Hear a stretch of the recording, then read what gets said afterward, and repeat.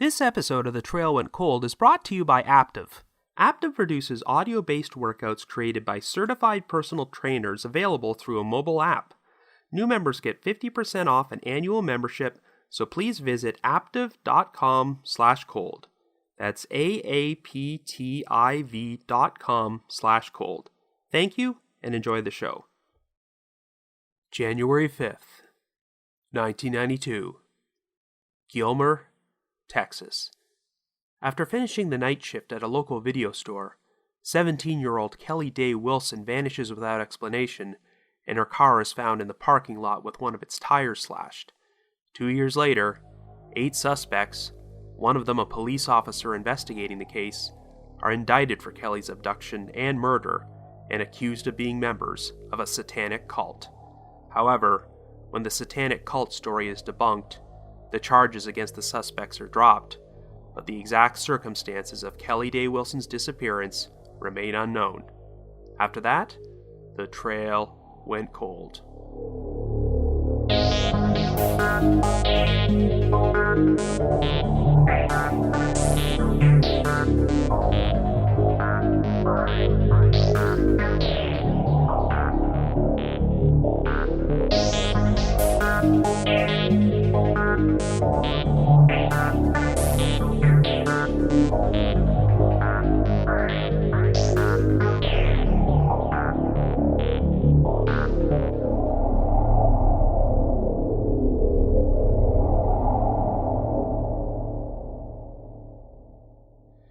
Hello everyone, and welcome to the latest episode of The Trail Went Cold.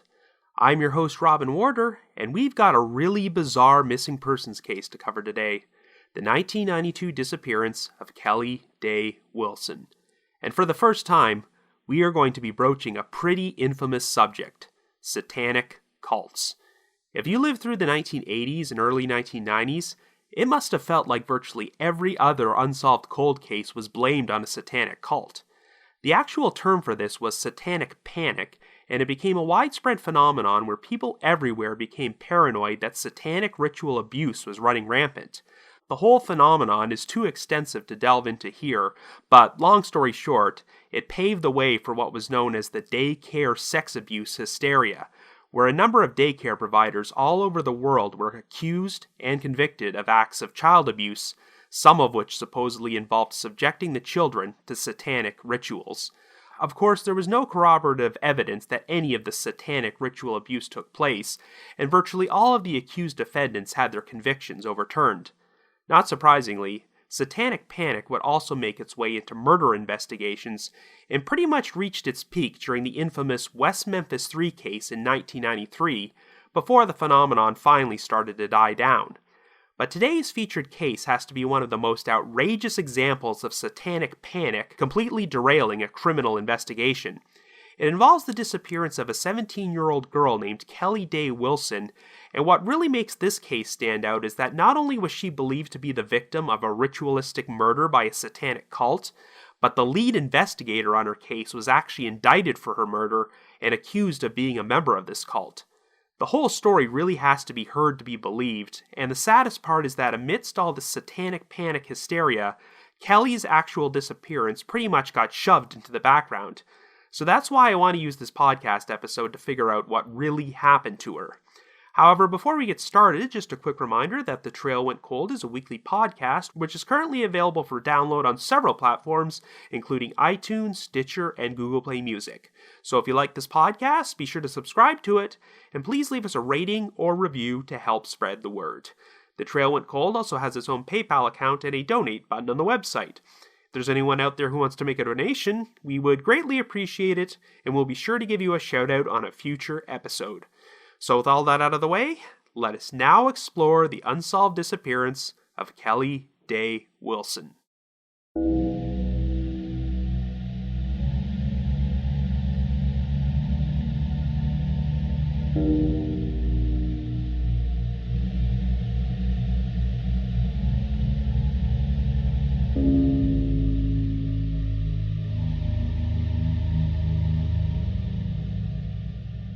Our story begins in 1992 in Gilmer, Texas, a small town of just under 5,000 people. Our central figure is 17-year-old Kelly Dae Wilson, who originally hailed from Natchitoches, Louisiana. Kelly's parents are divorced, but she has recently moved to Gilmer to live with her mother and stepfather. Kelly is a student at Gilmer High School and works as a clerk at a local video store called Northeast Texas Video. On the evening of January 5th, Kelly was working the night shift alongside the store's owner, Joe Henry. After closing time, they both left the store together, and Kelly was planning to drive to the bank around the corner in order to drop off the store's receipts from that day into the night deposit drive-thru window. According to Henry, when he left at around 8:30 p.m., he last saw Kelly standing outside her parked car. After she made the deposit at the bank, Kelly was planning to go spend the night at a friend's house, but she never arrived. When her family found out about this, Kelly's stepfather drove to the video store very early the next morning and discovered that Kelly's car was still in the parking lot. The left rear tire was slashed, and all of Kelly's personal belongings, including her purse, were still inside, but the vehicle was unlocked and Kelly's keys were missing. She was promptly reported missing to the police, who soon discovered that the video store's receipts had been dropped off at the bank's night deposit drive-thru window only minutes after Kelly was last seen. They checked the footage from the surveillance camera and saw Kelly's vehicle driving to the window and dropping off the deposit, but the footage was so grainy that it was impossible to 100% confirm if Kelly was actually driving the vehicle. In fact, the footage made it look like there might have been another person in the passenger seat of the vehicle, but it was not clear enough to tell for certain. Anyway, an investigation into Kelly's disappearance was launched, and the person who took the reins was Gilmer Police Sergeant James York Brown, a 14-year veteran who was the second highest-ranking officer on the force behind the police chief, Al McAllister. Brown was known for being very devoted to his job and seemed obsessed about finding out what happened to Kelly. Over the course of the next 2 years, he spent thousands of man-hours directing volunteers to search the backwoods for Kelly's body. Brown would even spend a good chunk of his own personal time, even vacations and holidays, pursuing leads and working on the case. At one point, he raised money to put up a highway billboard asking for information about Kelly. It seemed like Sergeant Brown was the ideal police officer to be heading up a missing persons investigation, but we'll get back to him in a little while. The first major break occurred in April of 1992, when the investigation led to a 17-year-old skateboarder named Michael Beebe, who was a high school acquaintance of Kelly's, and ended up being arrested once it was discovered that he was the one who slashed the tire on her vehicle. Bibby did admit to slashing the tire, but claimed that it was just a random act of vandalism, and that he had no knowledge or involvement with Kelly's disappearance. Indeed, this was not the only reported tire slashing from the area during that time, and one of Kelly's co-workers at the video store had actually got their own tires slashed a week before she went missing. Well, Bibby wound up being convicted on the misdemeanor of criminal mischief, receiving 90 days in jail and a $500 fine for the offense. Police could not find any hard evidence of direct involvement in what happened to Kelly. The investigation also looked into Kelly's boyfriend at the time, Chris Denton. Chris was always known for having a hot temper, and had been seen having an argument with Kelly the night before she disappeared. He had trouble establishing an alibi for the night Kelly went missing, but his cousin, Brent Ward, would claim that they were riding around in a pickup truck together that night. However, both Ward and Denton had trouble keeping their stories straight, and they each failed polygraph tests administered by the FBI. It also turned out Chris sold his car only 1 month after Kelly went missing, and he did so by traveling to Louisiana and selling it to a dealer who immediately shipped it to Mexico.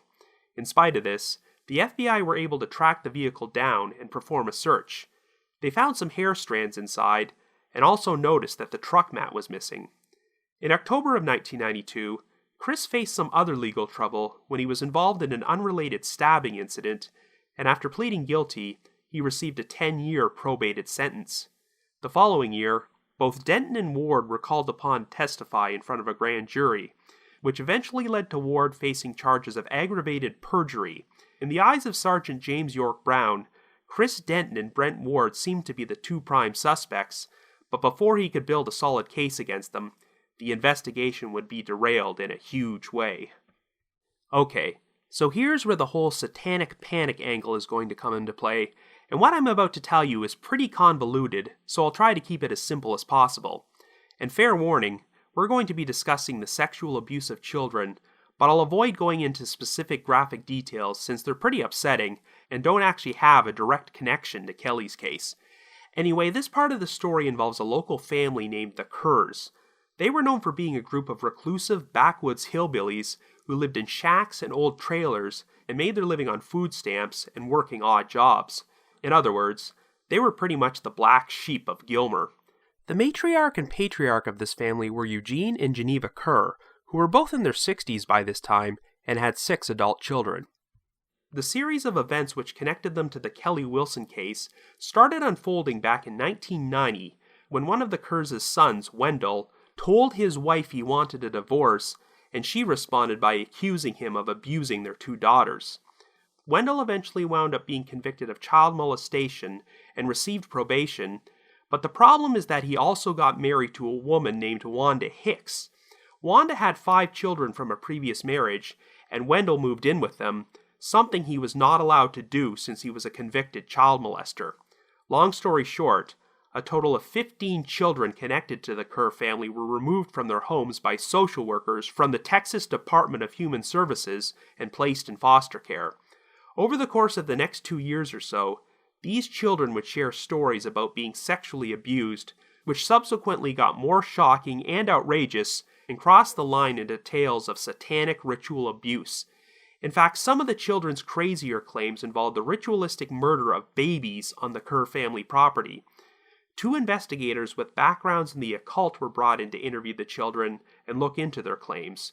At one point, they interviewed Wanda Hicks's brother, Lucas Gear, who was serving time in prison for child molestation. Lucas told them that he was part of a satanic cult which sacrificed babies, and in an offhand remark which would change the course of the entire investigation, he stated that Kelly Dae Wilson would never be found. Well, it wasn't long before one of the children, 7-year-old Raymond Smith, claimed that he personally witnessed Kelly's murder. Raymond was the son of a family friend of the Kerrs named Tammy Jo Smith, and he was placed in foster care after some of the Kerr children said he suffered the same abuse they did. By 1993, many members of the Kerr family and people connected to them had been indicted for child abuse, but investigators were also hoping to build up a case for murder. The case was presented to the Upshur County District Attorney's Office, but because the district attorney had represented the Kerrs on prior occasions, he could not take on the case because of a conflict of interest. Instead, a special investigator named Scott Lyford was brought in from Galveston to lead the investigation, and within a couple of months, there would be a bombshell announcement. In January of 1994, a grand jury handed down indictments against 8 individuals for the abduction and murder of Kelly Dae Wilson.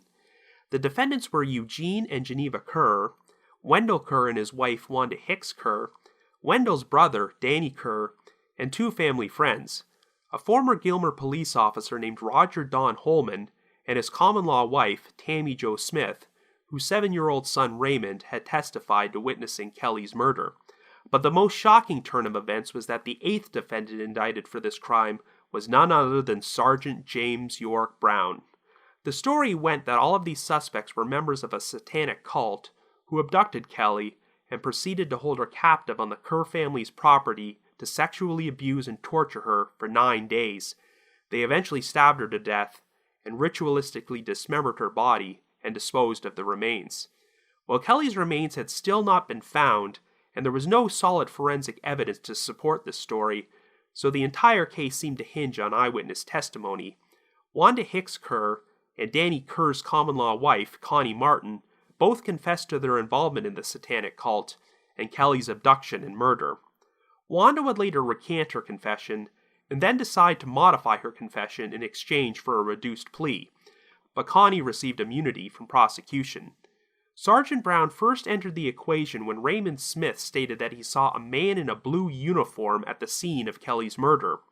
Both Raymond and Connie would pick out Brown in a photo lineup and claim he was the man in the blue uniform, though Wanda looked at the same photo lineup and was unable to identify him. While he was never charged, there was also a tentative connection with Michael Bibby, the young man who slashed Kelly's tire, as Wendell Kerr had lived with Bibby's family for a brief time period. Connie testified that on the night of Kelly's abduction, the Kerr residents received a phone call telling them to drive to Gilmer immediately. The implication seemed to be that Bibby had slashed the tire in order to delay Kelly's departure from the video store and phoned her abductors to let them know. Well, needless to say, Connie Martin's credibility as a witness was called into serious question as her stories changed several times. At one point, Connie led investigators to a bone which was buried on the Kerr family's property and claimed it belonged to Kelly, but tests would eventually reveal that the bone belonged to a pig and was actually over 200 years old.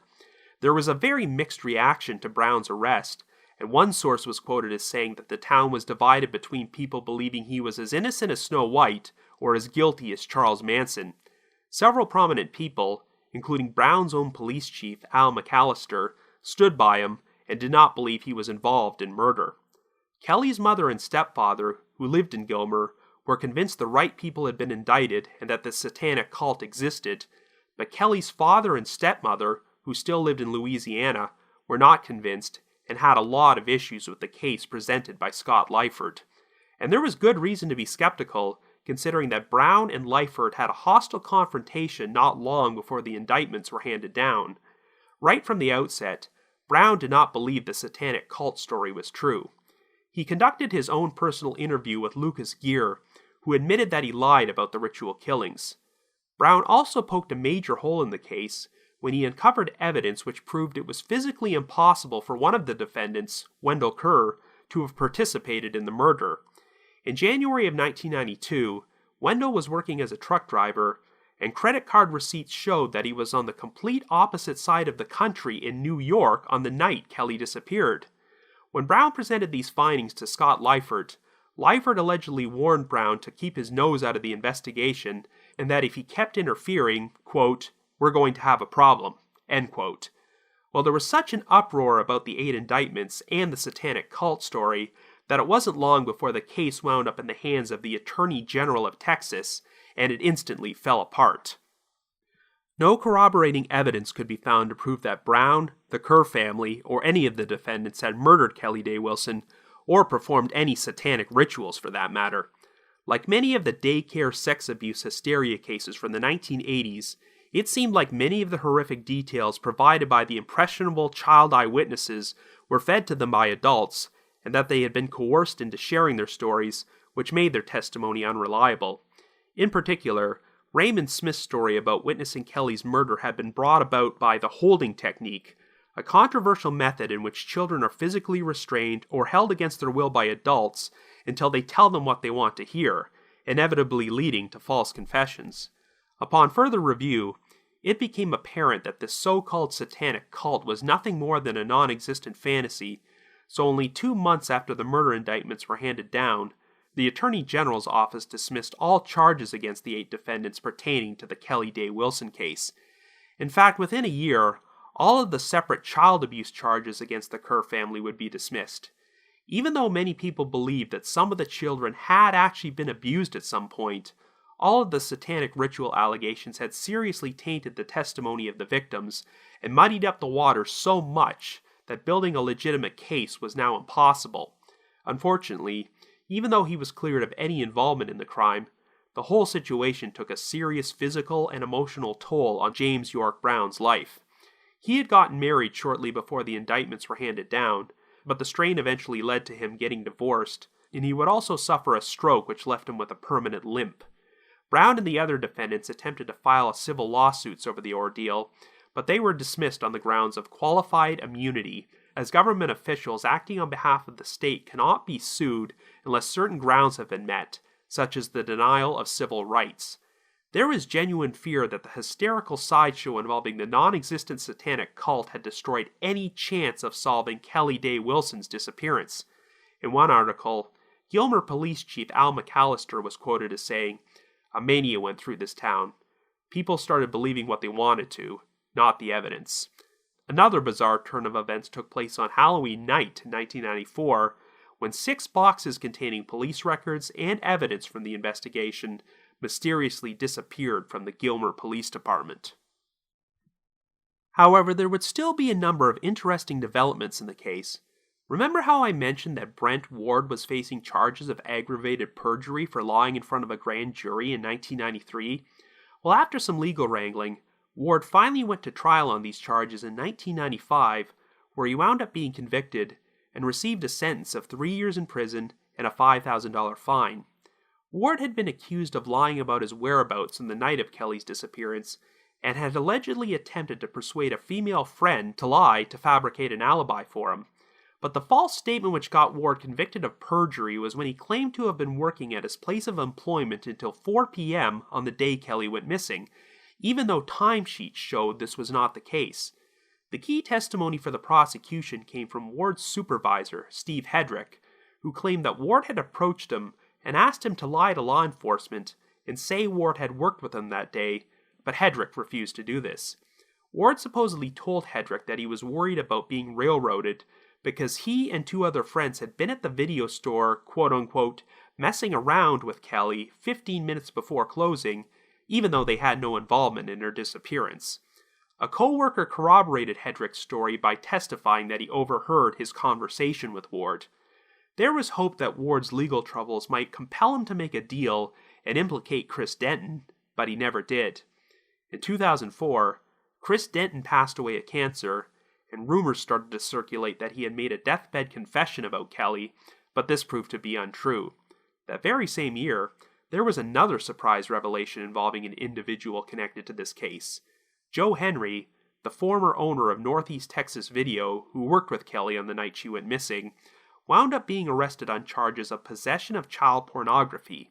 In spite of this, authorities reiterated that they never considered him to be a serious suspect in Kelly's disappearance, as he passed a polygraph test and had a pretty solid alibi that night after he left the store. Ever since then, the case has pretty much remained at a standstill. However, when a 20th anniversary article about the case was published in the local paper, the Gilmer Mirror, a former law enforcement officer provided an anonymous quote for the article and stated, "3 people know what happened to Kelly Wilson, and 2 of them are still alive." But unfortunately, after 26 years, there are still no concrete answers. So I guess you could say, the trail went cold. This episode of The Trail Went Cold is brought to you by Aptiv, as we are very excited that they are supporting the show. Aptiv produces audio-based workouts created by certified personal trainers available through a mobile app.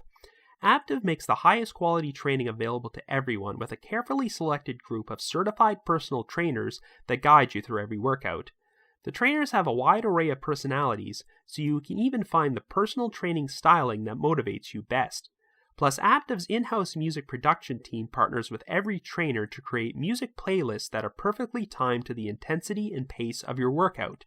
When you need that extra boost, the music keeps you going and motivated. When you're ready to slow things down, the intensity of the music dials down with you.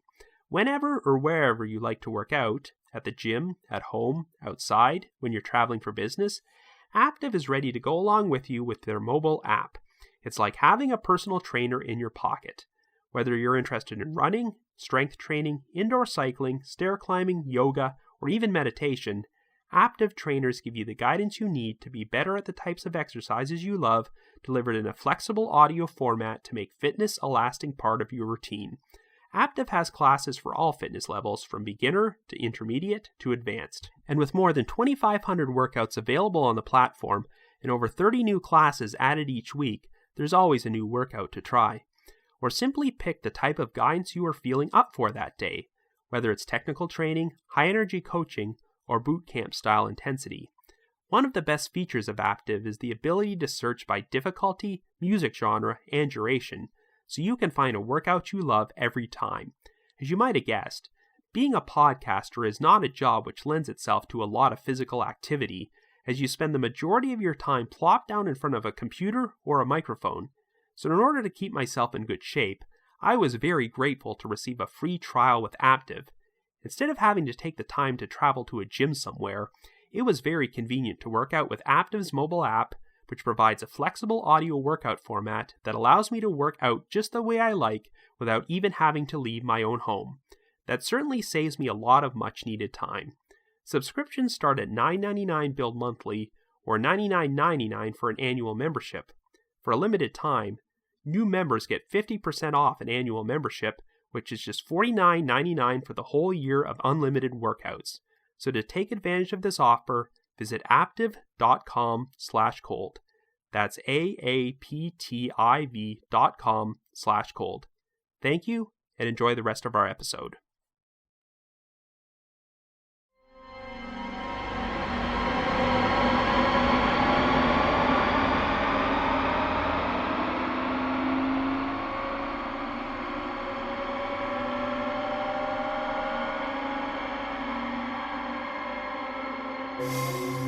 Wow. Man, if I had to pick one case featured on the podcast which could have been solved if the authorities hadn't wasted so much time chasing a false lead, this would be it.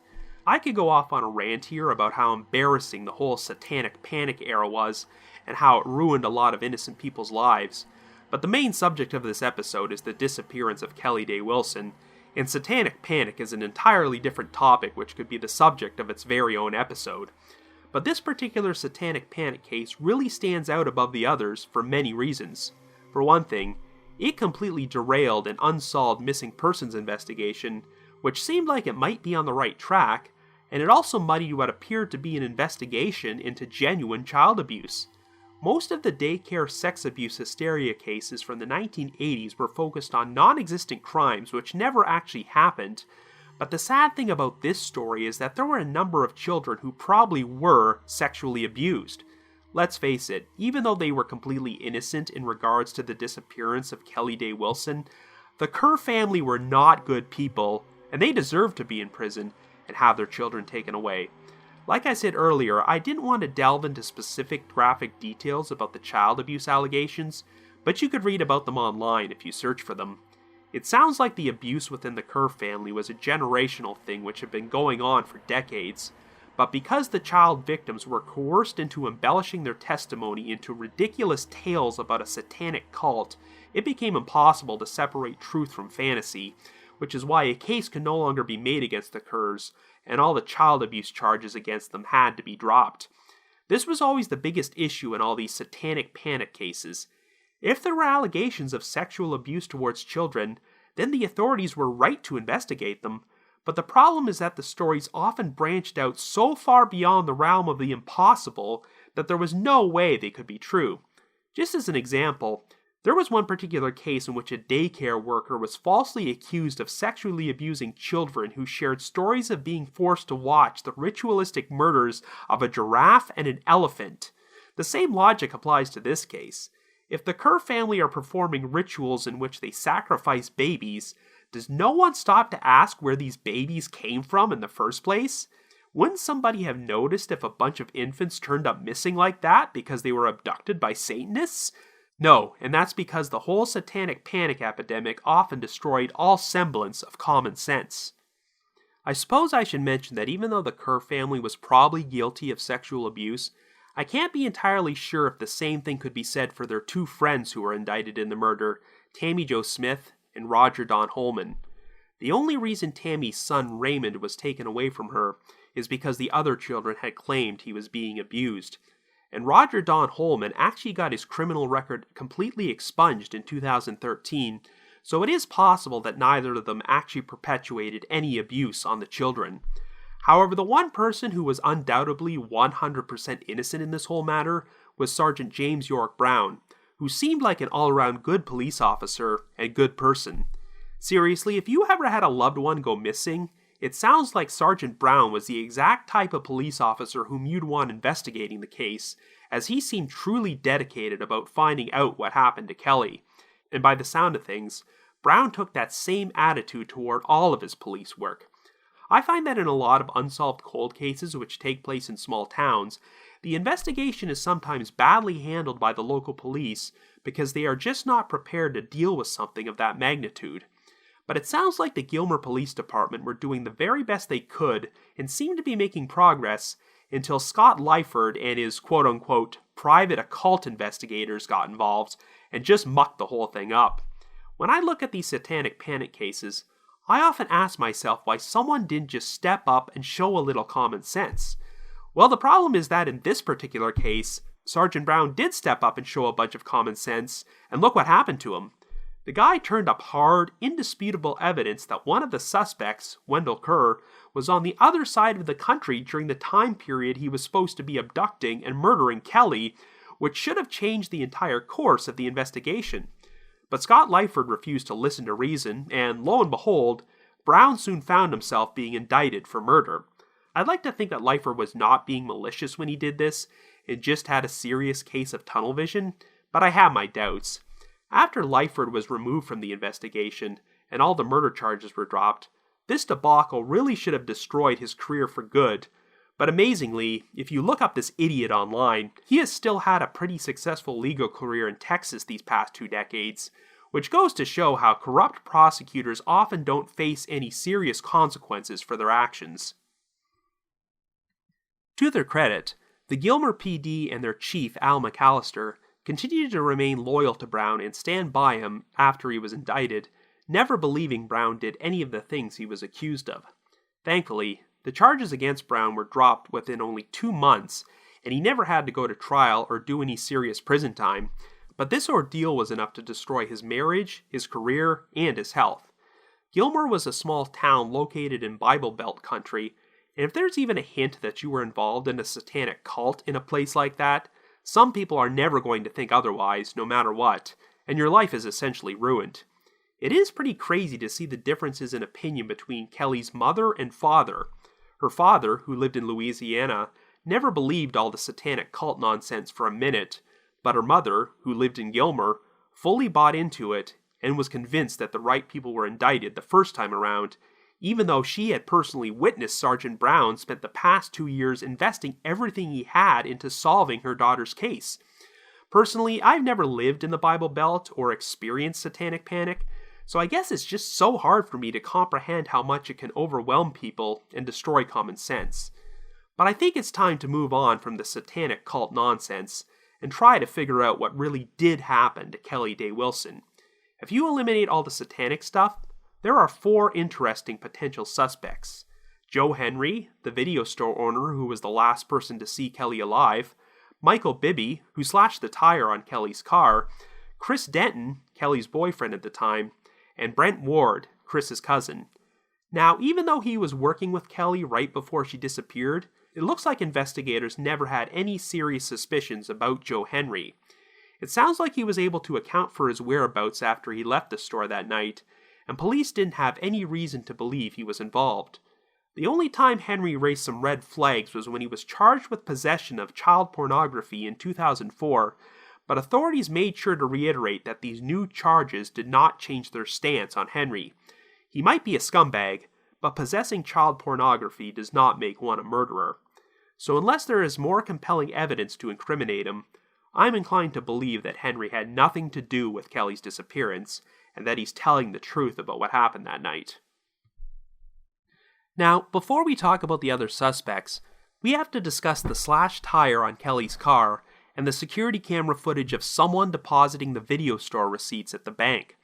I know that people have made a big deal about the fact that the surveillance footage wasn't clear enough to make out whether it was Kelly who actually dropped the deposit off, but really, I don't see how it couldn't be her.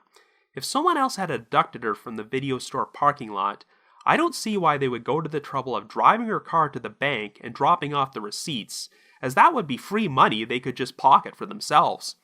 The only logical reason for them to do this is perhaps give off the false impression that Kelly left the video store safely, but then why would they return to the store and leave her car there?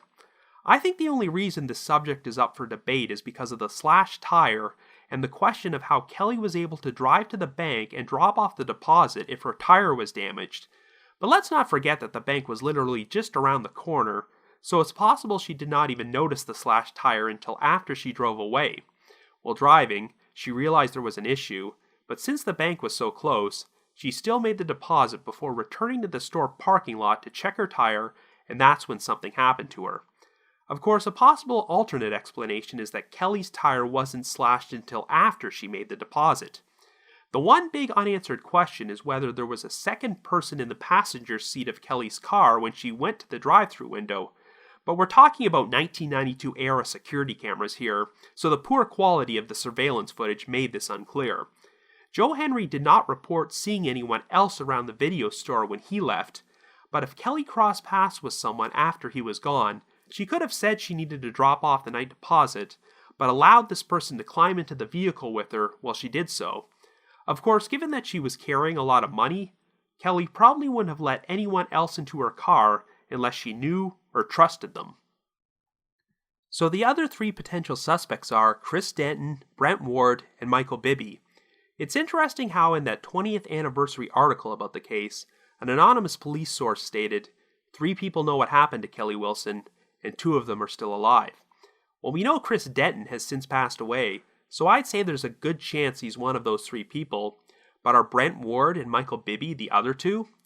That seemed to be the consensus from the Gilmer PD before the satanic cult allegations took over the investigation. Even after the 8 defendants were indicted, Chief McAllister openly expressed his doubts that they were responsible, and expressed his suspicions about Denton, Ward, and Bibby. In an article published in February of 1994, McAllister was quoted as saying, "At this point, I think those 3 people are the best suspects we have. Those 3 have to know something. A lot of people lied to us for whatever reasons. One of those 3 knows what happened to Kelly Wilson, but I can't prove it." Now, it's worth noting that McAllister never actually stated that he believed they murdered Kelly, only that he was certain they lied to investigators. Well, we definitely know for sure that Bibby was the one who slashed Kelly's tire, but he always denied any involvement in her disappearance, and maintained that it was only a coincidence that she went missing on the same night he did that. While that does seem like a stretch, one of Kelly's co-workers did have their own tire slashed only a few days beforehand, and it sounds like other people in the town had the same thing happen to them around this time period, so maybe Bibby was just a serial tire slasher who never had any murderous intentions. Interestingly, even though Bibby admitted to slashing the tire, none of the sources I could find confirmed the exact time he said he did it. I've brainstormed a scenario where after dropping off the night deposit, Kelly drove back to the store parking lot and was abducted by someone. At some point later that night, Bibby happened to come across her parked car and slashed the tire, but by that point, Kelly was already long gone. If Bibby is completely innocent, then he inadvertently wound up causing a lot of confusion with his vandalism. But some people seem pretty certain that a total of 3 people were responsible for Kelly's disappearance. If 2 of them were Chris Denton and Brent Ward, then the big question is, was Bibby close enough to these guys to get himself involved in something like this? So now let's talk about Denton and Ward. I stated earlier that at the time he was wrongfully indicted for murder, Sergeant Brown considered these 2 to be the prime suspects and seemed to be gradually building a case against them. And on the surface, the most compelling and believable theory involves these 2 being responsible. Chris was known for having a hot temper, he had an argument with Kelly the night before she disappeared, and he wound up getting into legal trouble over a stabbing incident later that same year. While the 2 of them were having problems at the time, it doesn't seem completely unbelievable that Kelly would cross paths with Chris after she left the store and then allow him to ride inside her vehicle while she dropped off the night deposit. While I don't put much stock in polygraph tests, Chris and Brent both failed them and seemed to have a lot of trouble corroborating their alibis that night. And then there are the circumstances of how Chris sold his car 1 month after Kelly went missing, even though he had only purchased it less than 6 months earlier in August of 1991. I know the FBI found some female hair strands inside the vehicle, but given that Kelly was Chris's girlfriend, it wouldn't be that incriminating if the hairs belonged to her. But the fact that Chris would make a special trip to Louisiana to sell the vehicle to a dealer who was immediately going to ship it to Mexico does raise some eyebrows and makes it look like he was trying to get the vehicle as far away from Gilmer as possible. As far as I'm concerned, the most incriminating piece of evidence is the fact that Brent Ward actually wound up getting indicted for perjury for lying about his whereabouts on the day of Kelly's disappearance. Ward and his defense attorneys always maintained their innocence and claimed that investigators railroaded him in order to try and scare him into incriminating Denton. The circumstances of this are a bit odd, as the false statement which got Ward indicted for perjury was his claim that he was working at his place of employment until 4 p.m. on the day of Kelly's disappearance, even though she did not actually go missing until over 4.5 hours later, so it's not like this false statement gave him an alibi.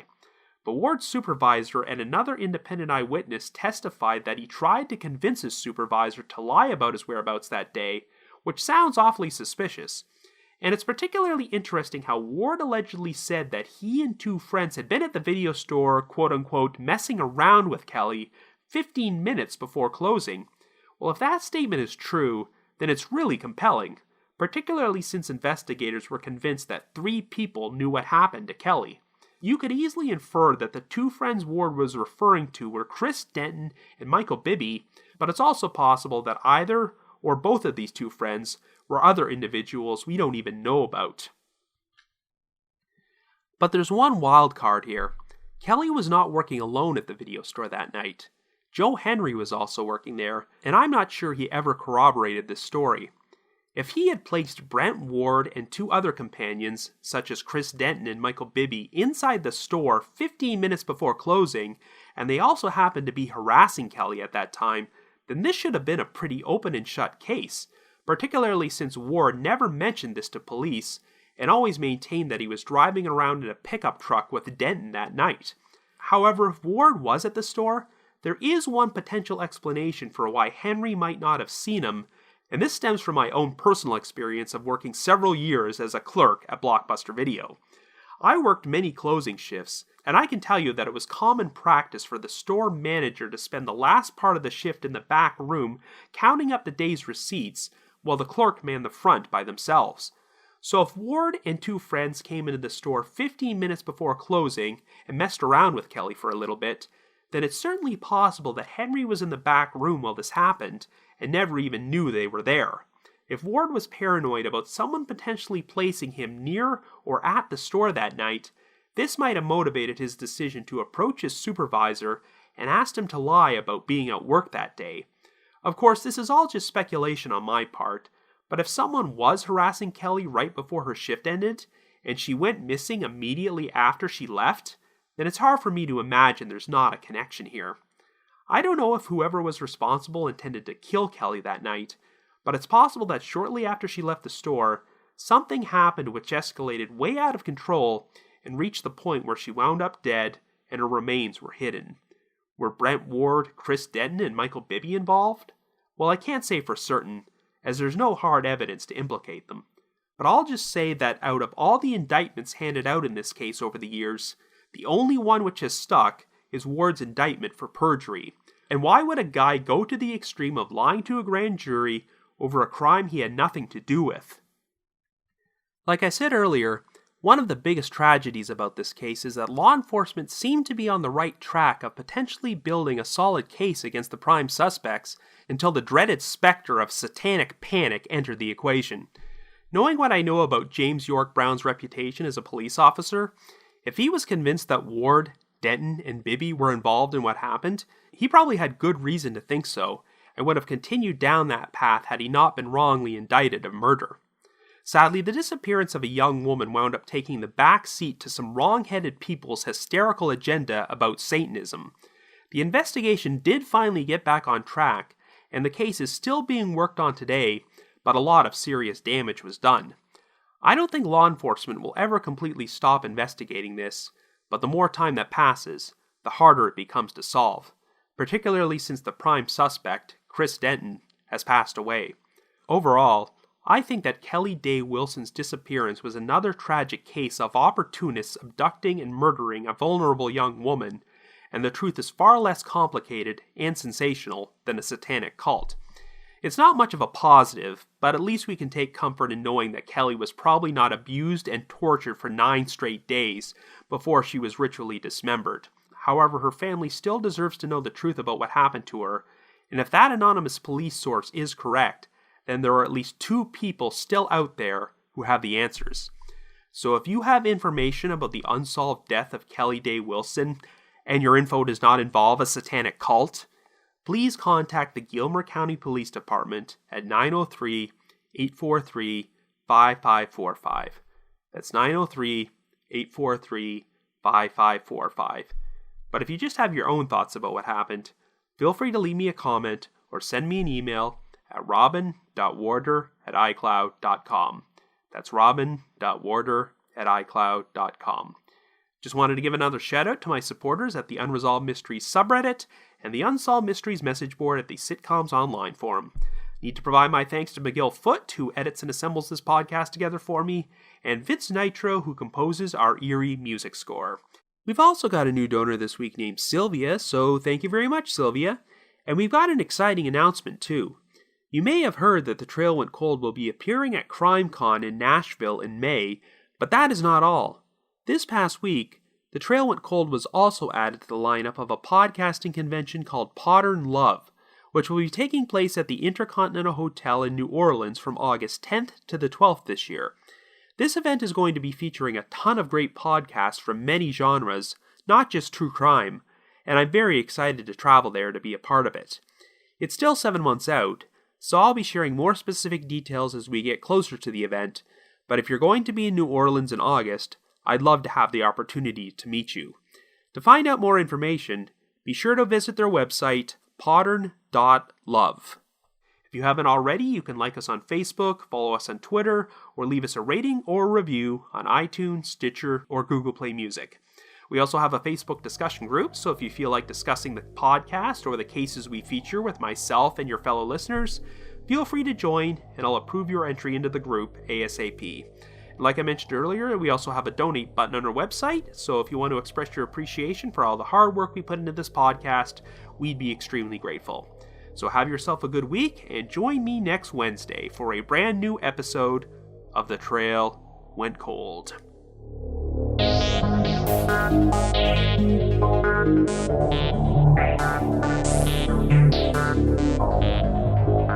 Bye.